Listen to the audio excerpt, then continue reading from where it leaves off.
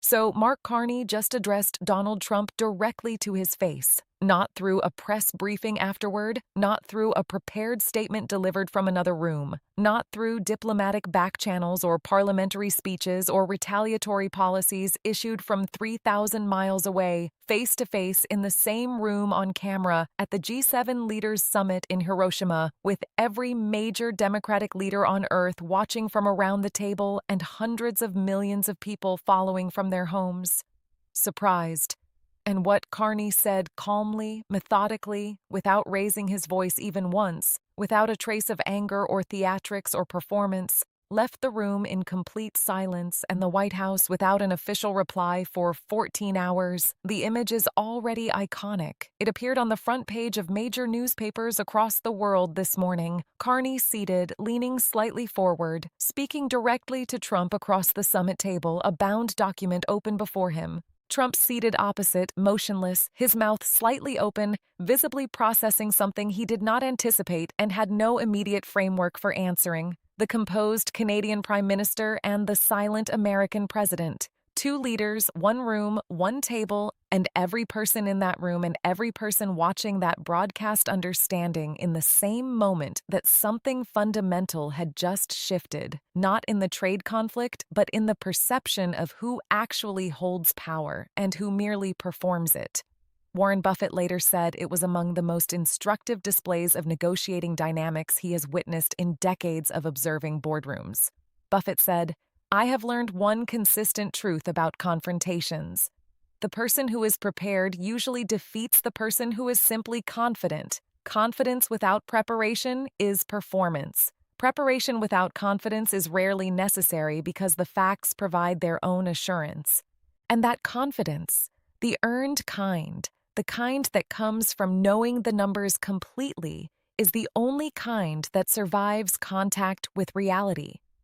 But the single line that may define this moment, the line that cut through diplomacy and posturing and the noise and landed in the silence of a room full of powerful people, is what Carney said directly to Trump when Trump attempted to interrupt his presentation. 12 words delivered without heat, without hesitation, and without the slightest doubt about which side of the table was prepared and which was performing. I have the numbers, you have the talking points, the room knows. When you understand how this meeting was expected to unfold, what Trump anticipated would happen, what Carney actually did with the 90 minutes he was given, why the White House did not respond for 14 hours, and what Buffett said about the principle beneath it all, you will understand why this is remembered as more than a diplomatic confrontation.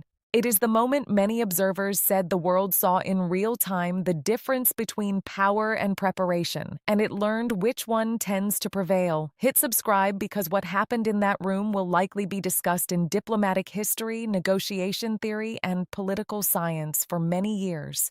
Let me walk you through how this unfolded because the setting matters, the context matters, and what was supposed to happen in that room matters because it contrasts sharply with what actually happened. The G7 summit in Hiroshima had been scheduled months in advance as a routine leaders meeting focused on global economic coordination and security issues. But by the time the summit convened, tensions between the United States and Canada had dominated nearly every other agenda item. European leaders, Asian partners, and the host nation had spent weeks encouraging direct engagement between Trump and Carney. The theory was simple diplomatic optimism. If the two leaders could be placed in the same room surrounded by allied heads of state who could help moderate the tone, perhaps the confrontation could be eased before it caused long-term strain within the Western alliance structure. Weeks of back-channel discussions between Washington and Ottawa preceded the summit. The White House insisted on a structured bilateral format, a controlled meeting with agreed-upon talking points, a limited time frame, and cameras present only for brief opening remarks before the room would be cleared for private conversation. The Canadian side agreed to the format. They agreed to the time frame. They did not, as would later become clear, agree to the script. The White House prepared Trump with familiar summit talking points, the kind of language designed to project strength while committing to very little. The strong relationship between our two nations. Nobody respects Canada more than I do. We want to see fair terms, and I believe we will reach them. Standard diplomatic language. The communication strategy was clear. Show engagement, signal goodwill, avoid specifics, and leave the room having created the appearance of dialogue without the substance of concession. The media expected diplomatic theater, a handshake, a photo opportunity, parallel press conferences afterward where each side would describe progress. That is what G7 bilateral meetings usually produce. That is what the format is designed to produce. Carney arrived with something different. Not talking points, not diplomatic language carefully calibrated by communication staff. A dossier, a bound document later reported to be 147 pages containing a comprehensive, data-heavy, carefully sourced accounting of every dimension of the trade conflict. Economic cost to the United States, category by category. Economic cost to Canada. Cost to the global economy. Strategic positioning lost. Alliances strained. Human impact on both sides of the border. Organized not as a negotiating position but as an evidentiary presentation, the kind of document a central bank governor might present to a board of directors during a crisis.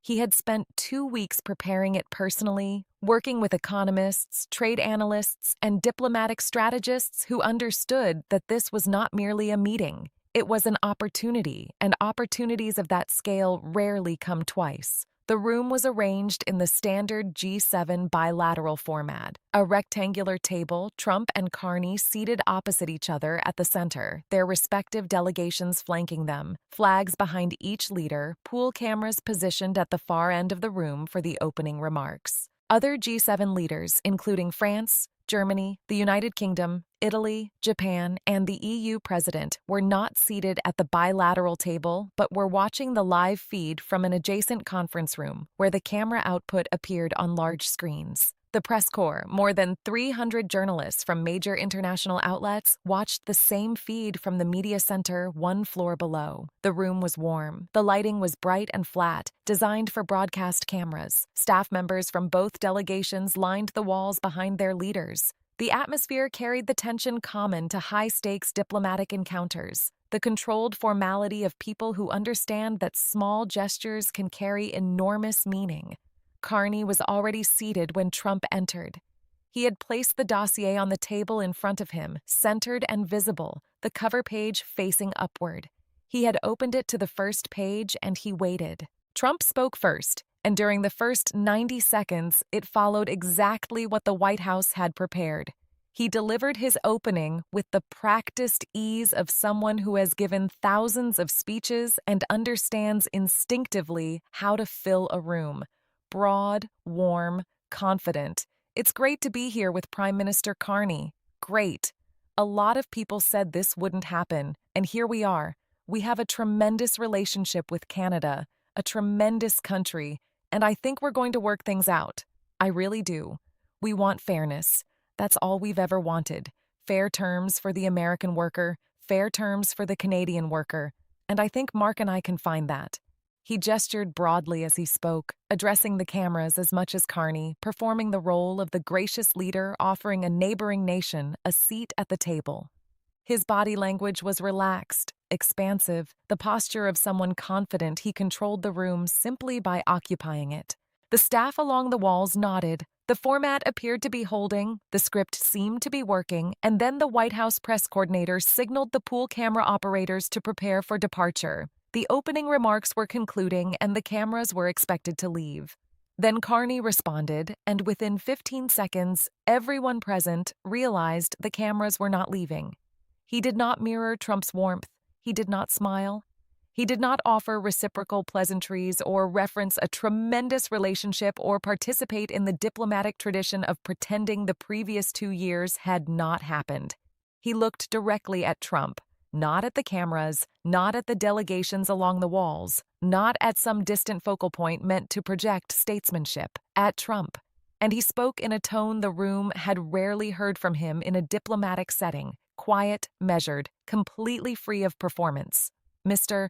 President, I appreciate the opportunity to speak directly, and I intend to use it not for pleasantries but for facts, because facts are what this conversation has needed for 2 years, and the facts are what I have brought." He placed his hand on the dossier. The room shifted. Staff members along the walls exchanged glances. The press coordinator froze mid-signal. The camera operator stayed, and then Carney began. He spoke for 22 minutes without interruption. 22 minutes of data delivered with the careful precision of someone accustomed to presenting before central bank boards and finance ministry committees, rooms where performance carries little value and numbers carry everything. He started with economic costs to the United States, not rhetoric, but numbers. The tariff conflict's estimated cost to American GDP, a cumulative reduction over 22 months. Energy disruptions affecting border states. Contract shifts affecting defense procurement, shipping revenue diverted through alternative trade corridors, agricultural supply changes impacting fertilizer and food processing markets. Each figure cited, each source referenced, each page of the dossier turned deliberately as if the document itself was presenting the argument. Then he addressed the cost to Canada. He did not conceal it. Canadian GDP impact measurable and real. Job losses across sectors documented, communities affected, industries adjusting, families experiencing the consequences of decisions they did not choose. He described Canada's losses with the same precision he used describing America's, because the honesty made the comparison harder to dismiss. Canada had paid a price. The question was whether that price had produced structural changes. Then he presented Canada's adjustments, new trade relationships, diversified export markets, cooperation agreements with other partners, expanded logistics routes, and agricultural exports. Each change listed alongside earlier losses. The ledger balanced, the implication clear. Both sides experienced consequences, but structural shifts had occurred. Then he addressed global effects, disruptions in supply chains, declining confidence among some allies, and increased reliance on alternative multilateral arrangements. International institutions and economic forecasts were cited with references visible in the dossier. And then Trump interrupted. He leaned forward, raised a hand in a familiar gesture, and began saying the numbers looked very different from other assessments and that many people were examining them. Carney stopped speaking. He did not talk over Trump. He did not raise his voice. He set his pen down on the dossier and waited. The room became still. Trump's sentence trailed off. The silence lingered for several seconds. In diplomatic settings, that span of time feels much longer. Then Carney responded calmly, "Mr. President, I have the numbers. You have the talking points." The room knows. The silence that followed was complete, not the silence of people choosing not to speak, but the silence of people absorbing a moment. The line was not aggressive or theatrical. It was simply an observation about preparation. Carney continued speaking. Trump did not attempt another interruption. Carney described strategic consequences, shifts in alliances, adjustments in trade flows, and the broader perception challenges created during the dispute, each point delivered in the tone of someone presenting findings rather than arguing a case. That distinction mattered. Arguments invite rebuttal, findings invite verification. Then he addressed the human dimension. Farmers struggling with rising input costs, workers affected by industry adjustments, port communities on both sides of the border adapting to new trade routes, families experiencing uncertainty created by prolonged economic tension. His tone softened slightly here, slower, acknowledging that behind statistics were real lives.